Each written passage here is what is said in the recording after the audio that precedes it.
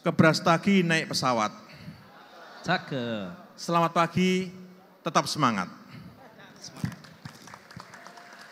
Ini kelihatannya kalau nggak ada pantun pada serius-serius semua ya. Baik, terima kasih Pak Moderator. Karena mungkin masih berempat ya Pak ya, saya singkat saja. Silakan ya. Pak, silakan. Saya menyiapkan bahan, biasanya ini saya bahas bisa 1-2 jam loh. Jadi karena ini menyekat waktu, mungkin saya loncat-loncat bahan, tapi materi silahkan nanti kalau adik-adik semua ingin, Bapak Ibu ingin silahkan nanti panitia dibagikan. Baik, tadi Pak Moderator menyampaikan tema kita adalah SDM muda untuk sawit masa depan. Tadi saya juga sudah menyampaikan dalam sambutan bahwa kita sekarang sedang menuju Indonesia Emas 2045. Kalau sekarang kita hitung kita ini di tahun 2024, sebentar lagi kita 2025, berarti kita kurang lebih nih, 20 tahun lagi kita akan menuju masa itu, era itu. Artinya sekarang nih, kalau generasi saya dan Bapak Ibu yang sudah senior, mungkin kita tinggal melihat bagaimana nanti generasi kita ini akan mengambil estafet, menerima estafet dari kepemimpinan yang sekarang. Nah, adik-adik yang sekarang ada di belakang, yang sekarang juga sedang itu bergerombol di masing-masing booth. Inilah nanti yang kita harapkan sebagai penerus kita.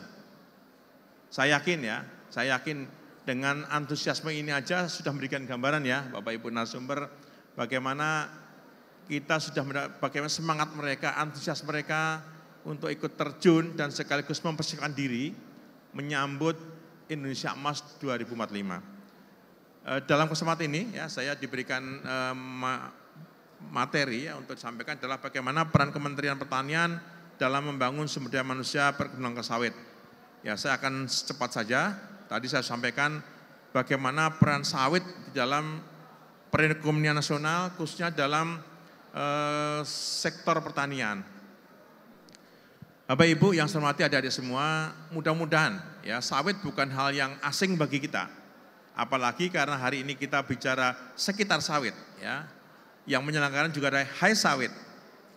Kemudian yang ikut job fair juga perusahaan sawit. Ya. Minimal adik-adik semua Bapak Ibu juga sudah pasti penasaran. Ada nggak yang masih belum tahu bagaimana bentuk sawit itu? Ya. Jangan-jangan yang belum tahu. Taunya ada produknya ya Bunda. Apa? Minyak sawit. Ya. Kemudian pernah dengar namanya biodiesel. Kemudian apalagi ya, kalau produk sawit yang mungkin ada produk-produk yang sabun mandi ya. Dan terakhir ini khusus bagi yang ibu-ibu, mbak-mbak, adik-adik yang perempuan ini. Kami di Perkebunan Expo yang lalu menghadirkan narasumber yang kompetensinya adalah usaha produk hilir berbasisnya kelapa sawit. Itu untuk kesehatan ya, untuk mencegah penuaan dini dan juga kecantikan. Itu dari sawit. Artinya apa? Nanti juga sampaikan dalam tata kelola sawit kita tidak selalu hanya berfokus bagaimana sawit itu dijadikan bahan baku CPO atau minyak goreng. Karena selama ini memang itu yang menjadi tujuan utama produksi sawit kita. Nah ini sebagai gambaran saja, kalau kita bisa mungkin adik-adik bisa nanti searching, sekarang kita kasih gambaran bahwa dalam satu ya keragaan tanaman sawit itu sekarang ya sudah tidak ada lagi bagian sawit yang tidak termanfaatkan. Silahkan nanti kalau nggak percaya adik-adik ke kebun sawit. Sudah tidak lagi limbah sawit yang terbengkelai di kebun sawit. Kenapa? Sejak dari daun, buah, kemudian batang sampai akar, bahkan batang yang habis ditebang, semuanya mempunyai nilai ekonomi. Ya. Khususnya kalau kita bicara produksi berarti buah, tandan buah segarnya itu menjadi bahan baku dalam produk-produk sawit yang berbahan atau berbahan baku tandan buah segar. Ya, ini. Kemudian kalau kita bicara keragaan ya, Bapak Ibu, adik-adik semua, tadi saya sampaikan melalui Kementan Keputusan Menteri Pertanian nomor 80/33 tahun 2019, areal kita tercatat ada 16 jutaan, ya. Itu tersebar di 26 provinsi, ya. Kalau kita sekarang ada di Sumatera Utara, inilah salah satu sentra produksi terbesar sawit kita, ya. Di Sumatera Utara tercatat luas arealnya adalah apa ini? Sumatera Utara, Klaten. Sebentar nggak kelihatan anu saya, 2 juta, ya. Kalau tadi kita bicara ada luas 16 juta, 2 juta diantaranya adalah berada di Sumatera Utara. Artinya apa? Kesempatan lah kalau kita ingin beragibisnis, tidak hanya sekedar menjadi tenaga atau berkarir di kelapa sawit, tapi juga berusaha secara swasta, berusaha wira swasta yang menggunakan bahan bakunya sawit. Ya. Kemudian kita ketahui, Bapak semua, adik-adik semua, dengan Indonesia menjadi negara terbesar produksi sawit di dunia, tentunya tidak mudah. Kita banyak tantangan yang kita hadapi. Ya. Pertama adalah rendahnya produktivitas yang masih capai, terutama ini berada pada perkebunan rakyat. Kalau selama ini rata-rata produktivitas nasional sekitar 3-4 ton setara CPO per hektar, padahal potensi ekonomi, potensi teknisnya bisa 5, 6, bahkan 8 ton CPO per hektar. Artinya apa? Masih kita hadapi bagaimana masih rendahnya pengelolaan kebun di tingkat kita. Baik itu di perkebunan rakyat terutama, ataupun di perkebunan swasta atau perkebunan pemerintah. Yang kedua adalah bagaimana hilirisasi yang masih belum optimal. Di negara kita, saya nanti mungkin kalau ada pelaku usaha bisa mengoreksi datanya, sampai sini mungkin kurang dari 100 jenis produk yang dihasilkan dari sawit.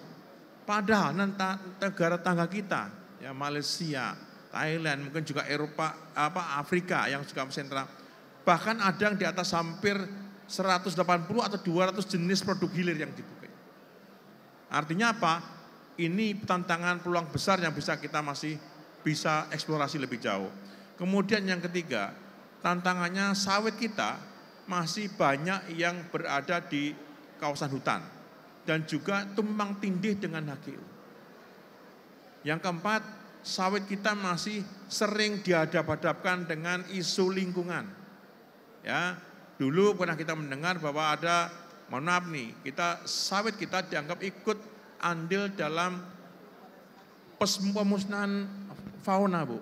Ya, bahkan juga ada upaya-upaya bagaimana mengecap Indonesia sebagai salah satu negara yang ikut andil dalam perusahaan lingkungan baik flora maupun fauna.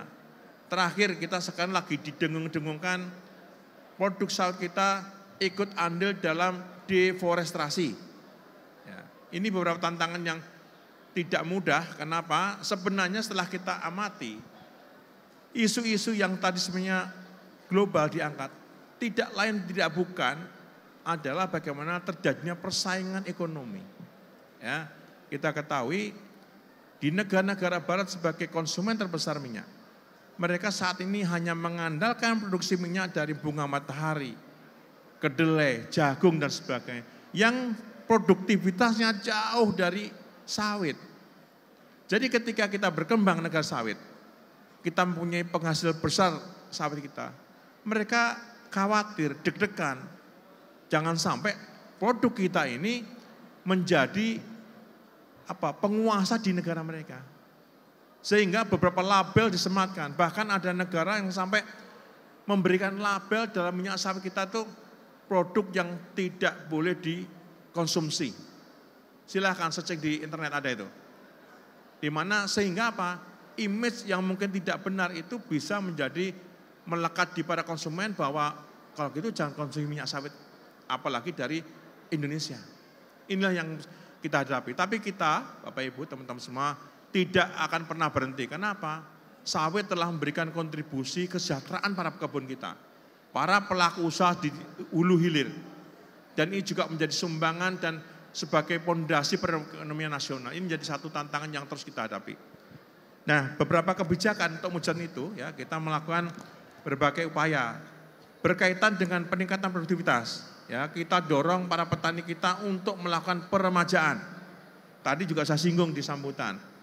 Sekarang dengan adanya pungutan sawit yang dikelola oleh Kementerian Keuangan melalui BPDBKS, nah dengan Pak Anwar, sudah menggelontorkan sebagian besar anggarannya untuk satu, peremajaan.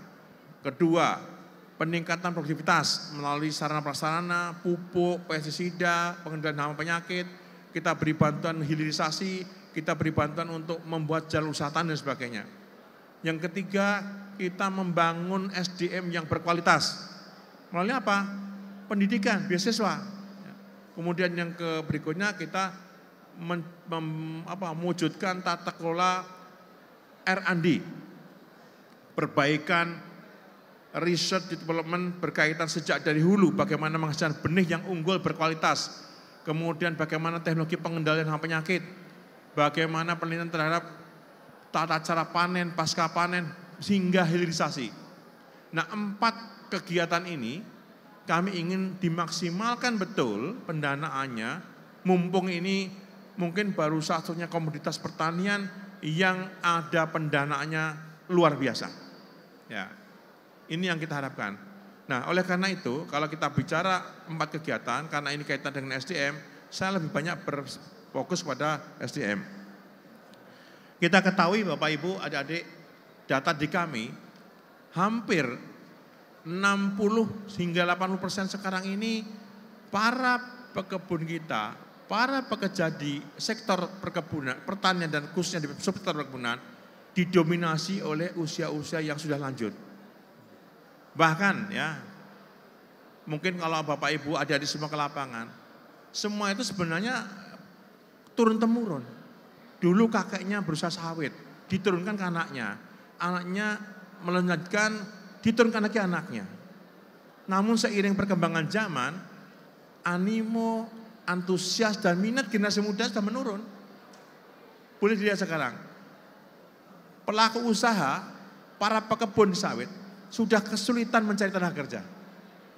Bahkan untuk mengelola jangankan 4-5 hektar, 1 hektar saja sekarang sulit. Sehingga apa? Akhirnya apa? Harus mencari tambahan buruh untuk mengerjakan.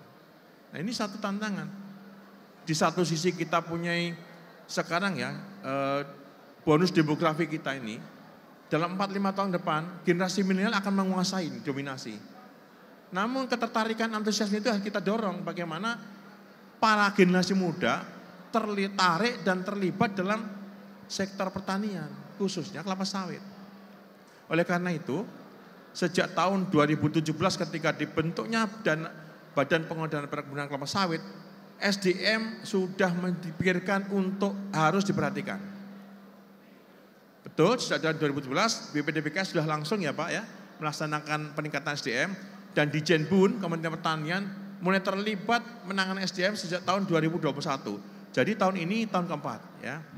Nah kami ya BPDBK di Jenbun kami berfokus sementara pada 2 kegiatan dalam peningkatan SDM melalui jalur informal, ini melalui pelatihan-pelatihan BIMTEK yang short course, jangka waktu pendek, baik pelatihan budidaya, pelatihan pemupukan, pelatihan perbenihan, pelatihan manajerial, kelembagaan, keuangan dan sebagainya.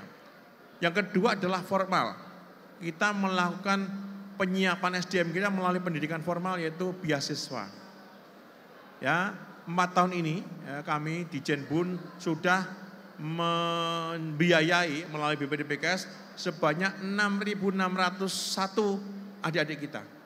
Tahun ini barusan ya September kita sudah hantarkan adik-adik sebanyak 3.000 adik-adik kita mendapatkan kesempatan beasiswa full.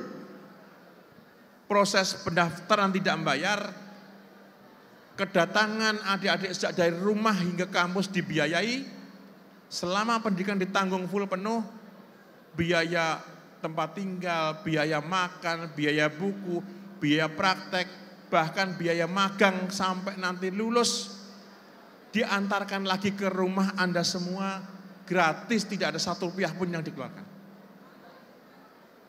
Yang kedua, lulusan beasiswa tidak hanya sekedar mendapatkan ijazah, tapi juga sertifikat kompetensi. Bayangkan saja, mohon maaf nih, dengan perguruan tinggi yang secara reguler, mereka lulus hanya dapat ijazah. Lulusan beasiswa ditambah sertifikat kompetensi. Apalagi sekarang era global yang semua berbasis kompetensi. Artinya ini kesempatan ya, mudah-mudahan mungkin adik-adik ini ada bagian yang sudah menerima beasiswa. Mungkin adik-adik volunteer ada bagian yang menerima beasiswa ya, mudah-mudahan. Nah kalau belum, yang mungkin masih ada keluarga, saudara, silakan. Tahun depan kami akan buka, kami tingkatkan. Kalau tahun ini 3.000, tahun depan kita jadi 4.000. Bahkan kalau memungkinkan, kami sebenarnya Pak, izin Pak dari BDWKS. Target kami itu sebenarnya kalau Pak Dijen kami mentargetkan setahun 50.000 Pak. Ya, artinya apa? Kami ingin ketika nanti ada estafet kepemimpinan, SDM kita udah betul-betul siap ini. Ya, ini. Kemudian yang kedua, dalam program beasiswa yang kami gulirkan sebagai upaya pemerintah menyiapkan SDM, tahun ini kami melibatkan 23 lembaga pendidikan. Ini Pak Nugroho sebagai salah satu lembaganya ikut serta. Beliau dari Citra Widya Edukasi. Ya Pak Nugroho ya. Oh, ITSI Medan ada, alhamdulillah. Poltek Kampar, alhamdulillah. Ya, ada Poltek Aceh hadir. Oh iya, siap. Ini Bapak Ibu, ini yang juga ikut dari 4 mungkin ya, yang terlibat dalam pendidikan tahun ini. Ada 23. Dari 23 lembaga pendidikan, ada 44 program studi. Sejak dari teknis maupun manajerial, ya kita ada akuntansi, ada mungkin dibuka situ ya, beberapa subprogram studi yang dibuka ya, logistik, IT ya, kemudian ada kimia industri, ada rekayasa industri, ada teknik informatika, ada kemudian juga permesinan, teknik kimia ya, agribisnis dan sebagainya. Semua ini apa? Semata-mata kita mengetahui ini aspirasi di bawah yang dibutuhkan saat ini di sawit. Kenapa? Kita tidak ingin, tadi saya sampaikan, sawit yang sekarang kita nikmati nanti akan tinggal cerita. Mohon maaf, jangan sampai terjadi itu. Karena apa? Komunitas lain itu sekarang udah mulai mengarah ke sana. Contoh kita lihat sini. Kako ya Bapak Ibu. Kita dulu nomor 23 dunia, sekarang kita nomor 7, nomor 89. Kenapa? Agribisnis Kako mungkin sudah tidak menarik lagi.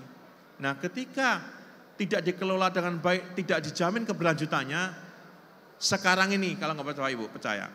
1 kilogram biji kako sudah hampir 150.000 per kilo. Dalam sejarah ya, saya di Dijen Perkebunan 29 tahun bekerja, baru kali ini saya mendengar harga biji kako bisa di atas 100.000. Dulu maksimal 30.000, itu pun kita berjuang berat. Karet sekarang kurang apa lagi, sudah banyak yang diganti dengan komoditas lain, bahkan sudah dihilangkan tanam karet. Kenapa? Tidak terjamin dari keberlanjutannya. Ya, kemudian kelapa. Kita kurang apa? Kita ada lagunya melambai. Nah, artinya apa? Kalau kita tidak siapkan dengan baik rancangan strategis pengembangan yang berkelanjutan, mohon maaf, nanti kita hanya akan melihat atau mendengar cerita sejarah bahwa kita pernah punya komunitas yang hebat itu. Nah, oleh karena itu saya ingin mengetuk ini, saya lebih banyak memberikan motivasi, mengetuk kolbu kita semua. Mau nggak kita akan mengarah ke berlanjutan? Kalau tidak, ya selamanya kita akan dijajah dengan produk-produk lokal yang sebenarnya itu bisa kita hasilkan. Kurang apa lagi, negara kita ini berada di daerah agraris, daerah tropis. Tidak ada satu komunitas pun yang nggak bisa tanam. Bahkan kalau adik-adik Bapak Ibu sekalian kita lihat, coba tengok ke arah timur kita yang daerah kering, contoh NTT. Kurang apa lagi, sana itu bahkan bukan tanah berbatu tapi batu bertanah. Artinya banyakkan batunya daripada tanahnya. Tapi sanalah dihasilkan mente yang terbaik di dunia. Kurang apa lagi. Nah, ada juga negara-negara lain gitu. Bahkan ada negara yang matahari itu hanya bersinar 2-3 jam. Nah, kalau ini aja nikmat Tuhan yang diberikan kita tidak bisa manfaatkan dengan baik. mungkin kita akan dianggap sebagai makhluk yang tidak bersyukur. Nah, kenapa? Ada mungkin dulu musim mengatakan tongkat batu bisa jadi tanaman, artinya kesuburan tanah, gemah ripah lojinawi ini mari kita sambut dengan apa? SDM yang handal, berkualitas, yang tangguh guna mandiri. Ini bagian juga saya apresiasi, Hai Sawit yang sudah menginisiasi ini. Ya mungkin juga udah ada beberapa komunitas lain yang menginisiasi, tapi ayo kita galakkan semua stakeholder kita bersatu padu, rapatkan barisan, jangan di antara kita sendiri bertentangan ini. Apakah itu pemerintah pusat, provinsi, kabupaten, stakeholder, perusahaan perkebunan, swasta, negara, pekebun, para pedagang, para peneliti perguruan tinggi, kemudian para asosiasi petani, asosiasi komoditas. Jangan, perbedaan boleh, tapi jangan perbedaan jadikan satu modal dasar kita untuk bertempur dan bermusuhan. Ya, kita rapatkan barisan, kita bangun negara ini, hari ini kita bahas melalui sawit. Mudah-mudahan itu yang bisa saya sampaikan. Mungkin saya akan buka nanti kita kesempatan ya Pak Moderator untuk diskusi. Demikian sampai Pak Moderator, lebih kurangnya kami mohon maaf. Terima kasih. Wassalamualaikum warahmatullahi wabarakatuh.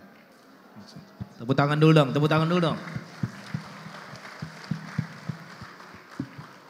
Ya, sebagai informasi yang bisa dibilang mahal Pak ya, karena terangkum secara perspektif jauh ke depan, di mana itu menjadi modal meyakinkan kita juga ini adik-adik atau mungkin praktisi. Kadang-kadang gini juga Pak, praktisi ada juga yang berniat untuk pindah dari industri sawit, ada juga seperti itu. Jadi kita tadi sudah sama-sama dengar bahwasannya industri sawit ini mungkin pasti akan panjang umurnya, tapi itu juga akan tergantung kepada next generation-nya, gitu Pak ya, seperti itu kira-kira.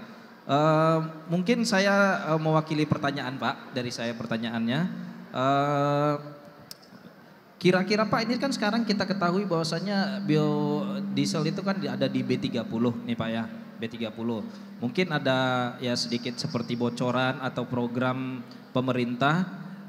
Kalau misalkan di B30 ke B100 kan perlu ini Pak, perlu panjangnya lagi perjalanan penelitian, ekspansi tanah menjadi apa ya, mungkin kawasan yang bisa ditanam sawit, ya ditanam sawit, dan itu kan membutuhkan kuota pastinya.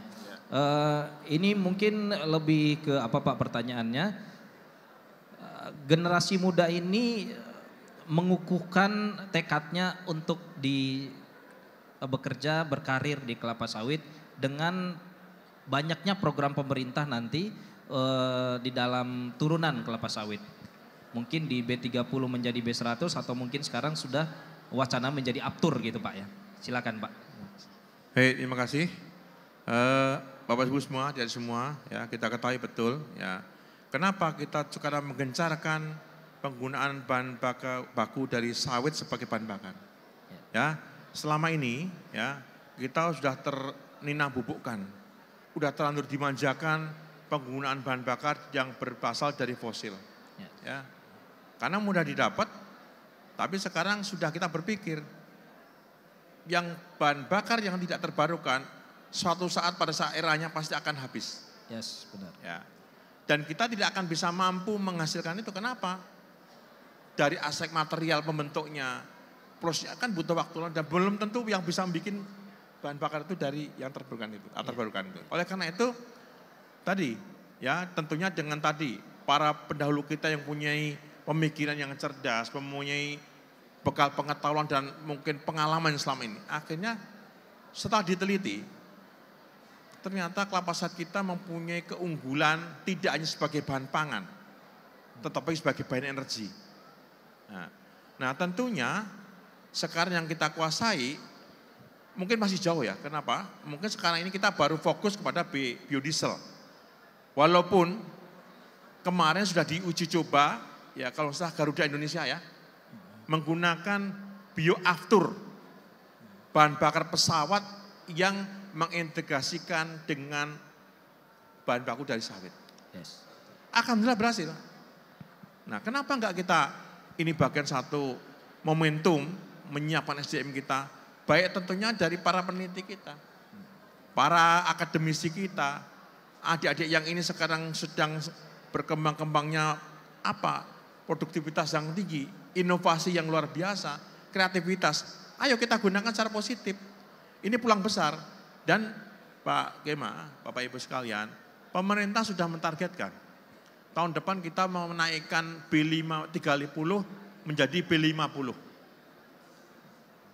Di samping kita ingin mengurangi ketergantungan impor solar, ya, itu adalah bagian kita untuk dapat menstabilisasi harga CPO kita, Pak. Kenapa? Kita tahu hampir semua produk perkebunan pertanian merupakan produk yang berbasis atau harga itu ditentukan pasar luar negeri.